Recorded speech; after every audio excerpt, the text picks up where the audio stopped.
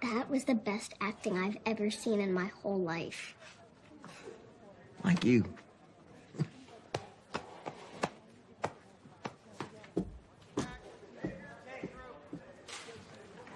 Como Konstantin Stanislavski revolucionou a arte da interpretação no cinema e é utilizado até os dias atuais. Na metade dos anos 50, atores como Marilyn Monroe, Marlon Brando, James Dean e Montgomery Clift foram reconhecidos por uma forma totalmente nova de atuação no cinema norte-americano. Sem dúvidas, um estilo mais emocionante, sutil e naturalista. Pouco tempo depois, se tornou conhecido que esses atores tinham utilizado variações do mesmo método. Métodos estes que foram descobertos décadas antes. Em teatros na Rússia, uma revolução na arte da atuação para o cinema dava seus primeiros passos. Konstantin Stanislavski trabalhava em Moscou como ator e diretor num tempo de grande mudança e inovação. Ao longo do século XIX, performances populares nos teatros eram representadas por categorias como vaudeville, ópera, melodrama e musicais. O teatro era um espaço onde a narrativa era sempre maior do que a vida, quer fosse uma grande comédia de vaudeville ou uma grande intriga do melodrama. O objetivo era que a expressão do ator fosse clara e objetiva. O ator precisava aprender quais gestos e quais maneiras de usar a voz, por exemplo, que permitisse um jeito fácil de ser entendido pelo público. Mas perto do final do século XIX, uma nova maneira de fazer teatro surgiu na Rússia. Nascia o teatro realista, e o líder dessa revolução foi Konstantin Stanislavski. Ele criou não só um conjunto de símbolos, mas uma metodologia completamente nova.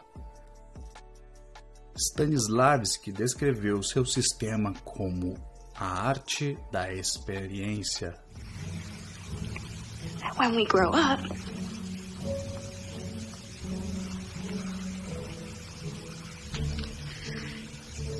that we have to forget the ideals of youth. O objetivo desse novo método é focar no ator como um ser de emoções elevadas. You say one thing, he says another, and everybody changes back again. O ator é levado a se aprofundar numa análise sobre si mesmo, assim como seu personagem.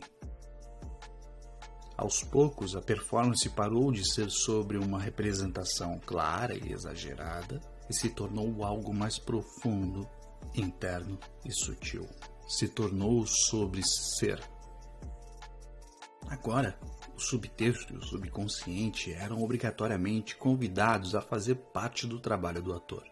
Uma revolução não apenas em como atores faziam as suas cenas, mas em como escritores e diretores pensavam sobre toda maneira de contar histórias através do drama.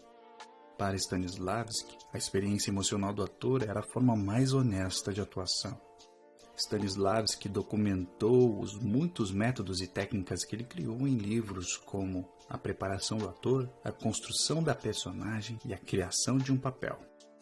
Professores como Lee Strasberg, Stella Adler e Meisner adaptaram e expandiram partes do sistema de Stanislavski nas escolas de teatro americanos, ensinando para uma nova geração de estudantes essa abordagem de atuação. O que levou a toda uma nova geração de atores realistas, caindo como uma luva para o cinema de Hollywood. I figured that he must have got you mixed up. But he goes in and out of Oriel all the time, so he can check and clear on any mistake. Stanislavski e o realismo se tornaram parte do DNA do cinema. Embora existam muitos tipos de filmes e muitas formas de estilos que prosperam no cinema, é o realismo o mais significativo. A arte da experiência contrasta com aquela que existia até então. Agora o ator passa a pensar, a desejar, a se comportar e a viver de acordo com a lógica humana. O ator assume quase uma segunda vida, ou por outras palavras, o ator incorpora a personagem.